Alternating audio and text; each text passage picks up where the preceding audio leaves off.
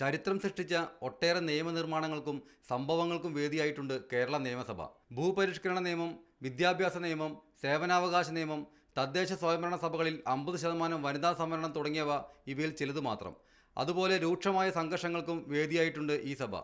അഴിമതി നിരോധന നിയമം പാസാക്കാൻ പുലർച്ചെ വരെ ഒരേ മനസ്സോടെ ഭരണ പ്രതിപക്ഷ MLA മാർ സഭയിലിരുന്നത് മറക്കാനാകാത്ത സംഭവമാണ്. ഈ ചരിത്ര വഴിയിലേക്കുള്ള പുതിയ ചുവടുവെപ്പാണ് റൈറ്റ് ടു ഹിയർ ആക്ട്. അധികാരസ്ഥാനങ്ങൾ തങ്ങളെ കേൾക്കാൻ ബാധ്യസ്ഥരാണെന്ന് ഉറപ്പിക്കുന്ന ഈ നിയമം അടുത്ത സഭയിൽ അവതരിപ്പിക്കാനാണ് ശ്രമം. നമ്മൾ വേറൊരു നിയമനിർമ്മാണത്തിൻ്റെ പണിപ്പുരയിലാണ്. Right to here.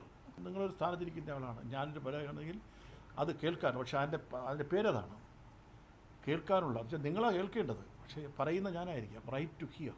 ഒട്ടനവധി പരിപാടികളാണ് 125ാം പിറന്നാൾ ആഘോഷങ്ങളുടെ ഭാഗമായത്. ഇതിൽ കലയും സംസ്കാരവും വിദ്യാഭ്യാസവും ഉൾപ്പെടും. ഇതിൻ്റെ ഭാഗമായിട്ട് നമ്മൾ പുതുതായിട്ടൊരു മ്യൂസിയം ഉദ്ഘാടനം ചെയ്തു. ഗവർണർ അതിൽ മുൻ നിയമസഭാ സാമാജികർ, സ്പീക്കർ, ഡെപ്യൂട്ടി സ്പീക്കർ, ഗവർണർ തുടങ്ങിയവരുടെയൊക്കെ പ്രവർത്തനങ്ങളെ, അവർ ഈ നിയമസഭയ്ക്ക് സംഭാവന ചെയ്ത പ്രവർത്തനങ്ങളെക്കാണ് ഷോർട്ട് ഫിലിംസ് ചെയ്ത് വെച്ചിട്ടുണ്ട്. ടച്ച് സ്ക്രീൻ ചെയ്യുന്നാൽ കുട്ടികൾക്ക് വളരെ ആകർഷകമായിട്ട് കുട്ടികൾക്ക് ഈ നിയമസഭയുടെ ചരിത്രത്തെ മനസ്സിലാക്കാനും പഠിക്കാനും അത് വളരെ ഉപകാരപ്പെടുന്നുണ്ട്. നിയമസഭ ജനാഭിലാഷത്തിൻ്റെയും പ്രതിഷേധത്തിൻ്റെയും വേദിയാകണമെന്നാണ് സങ്കല്പം. കഴിഞ്ഞ 125 വർഷമായി കേരള നിയമസഭ ചെയ്യുന്നത് അതാണെന്ന് പറയാതെ വയ്യ.